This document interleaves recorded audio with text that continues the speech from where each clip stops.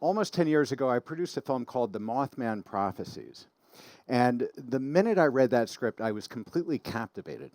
It was based on true events that occurred in a little town called Point Pleasant, this quiet church-going little town in West Virginia, where the townspeople, dozens and dozens of townspeople actually, plunged to their death in the freezing waters of the Ohio River when this beautiful bridge called the Silver Bridge collapsed on the eve of Christmas 1967. And the lead character in our story was a reporter for the Washington Post, played by Richard Gere. And Richard, as a reporter, goes to Point Pleasant to investigate reports of these bizarre, extreme paranormal phenomena that actually traumatized the residents of Point Pleasant for months and months preceding the tragedy. Not the least of which were reports of the Mothman. And the Mothman is an iconic figure in the literature of the paranormal. And it's a very eerie, shadowy, dark, fearsome creature or apparition. So Richard goes to investigate, and over the course of the story, Richard becomes obsessed. He becomes convinced that all of these strange occurrences are happening are personal to him. He's convinced that his beloved young wife, recently deceased, is trying to communicate back to him. And the more the story unfolds, the more Richard begins to come unglued. He loses his grip on reality. The story itself captivated me, but it also struck a deeply personal chord because the story, minus the Mothman, minus some of the more extreme paranormal activity, minus the bridge collapse, echoed my emotions and the surreal, disorienting feelings that I experienced when I lost my best friend, my father, when he passed at a young age. But no sooner had I read this script than I learned some very unfortunate news. The writer's agent had just shopped this script to every company in Hollywood. Every major Hollywood studio, every independent had read the script, seen it, and passed on it. It was a no. But I had since started to become obsessed about it. So I did some research, and I discovered that there was actually one company in all of Hollywood that had not yet seen the project. It was a company I happen to like and respect quite a bit. So I called them and sent them the script, and as it turned out, not one, but three of their executives over the course of the following week read this project. And I remember the call came on a Monday morning. And their end of the conversation went something like this. Gary, this is the most extraordinary script we've read in a long, long time. It's brilliantly well written. We're all absolutely intrigued. Thank you so much for sending it over. It's going to be a pass for us.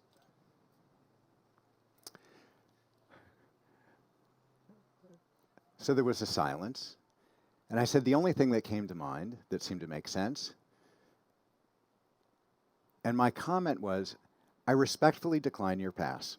I appreciate you reading the script, I appreciate your comments, but given our history, our relationship, and in particular how important this project is to me, I would really like a face-to-face meeting before you would make a final decision. And although I'd never sold a script to them, we'd never produced a film together, we did have a good history, a respectful history, and they said fine. So a week later,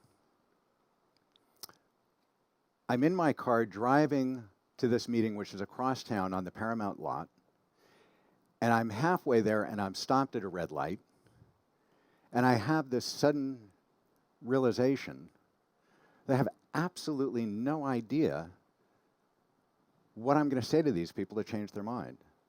What possessed me to set this meeting? They'd read the script, they'd passed on it. What could I possibly tell them? I arrive at their offices, I'm seating facing their three executives, and I make a decision. I tell them a story. I tell them the story of my father. I tell them the story of our relationship and how the universe suddenly split in two when he died unexpectedly on the morning of his 64th birthday. And the shock that gripped me and my family, and the what I would describe as the utter sense of detachment from any normal sense of reality that was my experience for 18 or more months following my father's death. And whether anyone's experienced it or not, we all understand the profound personal tragedy of loss, of despair. And I couldn't imagine any director, any actor, or any audience for that matter, that wouldn't be deeply moved by this story. And in that moment, in that room, before the meeting ended, these three huddled and they came back and said, "We're changing our mind." The no became a yes, and the yes was a commitment to produce a film that was going to cost that company $42 million. And that moment marked yet another turning point in my life. It's often said that we can move mountains, that we can create any result that we're 100% committed to and believe in absolutely. And not making that film was unthinkable to me. I've been blessed to be involved with a lot of great projects over time, Pretty Woman, certain others, and they were all important to me for different reasons, but this film, privately, was going to be my homage to my dad, and that meant the world to me. That moment, that experience became forever a reminder to me to never accept a no at face value. No is just a conversation starter. And when the world offers us a no, it's ours to choose. It's ours to decide. How much do we care? How deep a cut are we willing to take? How many doors will we knock on? And importantly, how much of ourselves are we willing to reveal? Because it's our personal story that the real reason that we're so deeply connected, whether it's to our work or a particular outcome, that's what moves people. That's what moves mountains. It's always the story behind the story that makes the difference. What intrigues me is where most people get stopped at no, how it is that some just move right through it to create positive impact for thousands, if not millions of lives. Because I think for many, the word no is the most powerful word in the English language. I think no can alter lives. I think no often has far more impact on us than the word yes as a culture. And I think that no is responsible for bearing untold human treasure. And there's nothing casual about no. According to experts, the average toddler hears the word no an astonishing 400 times a day. And Jeff Olson, in his book, The Slight Edge, which is a great book, we learned that social science says that the average child by age 5, before that child's even entered the first grade, has heard the word no 40,000 times. And that same child by that same age has heard the word yes a mere 5,000 times. 8 times as many no's as yeses. Or as Olson says, 8 times the force holding you down compared to the force lifting you up, 8 times the gravity against your desire to soar. So I just want to briefly describe what I think are the 3 big no's in life. And the first no is when others reject us. And simply put, I think we accept rejection far too quickly. What I've learned is that every no is conditional. Every no is a clue. We need to prepare better. We need to listen more deeply. We need to tell a more heart-centered, purposeful story. We need to emotionally engage people better. And the second no is when we reject another.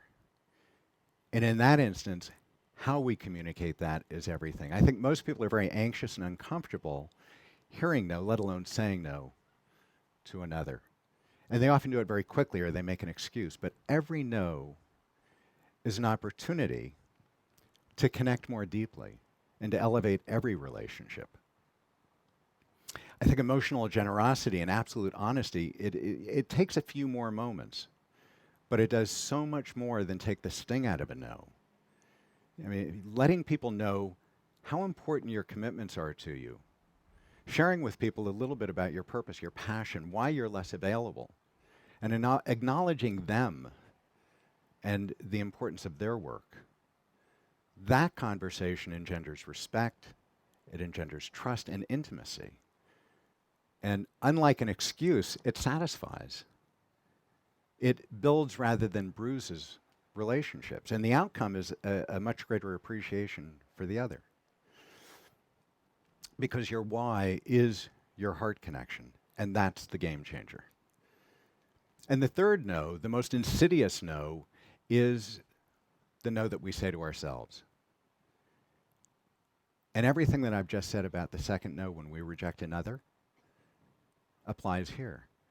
You have that self-conversation, the same conversation that you would have with anyone about whom you care deeply, and you remind yourself the importance of your commitments, yourself about your purpose and your passion. And you build rather than bruise your relationship with yourself and come to a greater appreciation of who you are in the world. Being rejected, being uncomfortable or unable to say no to another, or simply falling prey to a lesser story about yourself, any or all of these can really stunt our growth emotionally, mentally, spiritually, even physically. And it can put you in checkmate for years, if not a lifetime. And looking back, I noticed that when it counts, when it really truly counts, when it meant the world to me, that's when I no longer heard the word no. And that's when I could say no to someone with such compassion and honesty and detail. That's when I would do whatever it took to achieve my desired outcome, and when any lingering doubts just sort of receded into the background. And I seemed to notice that people appreciated it, and they were much more likely to line up alongside me.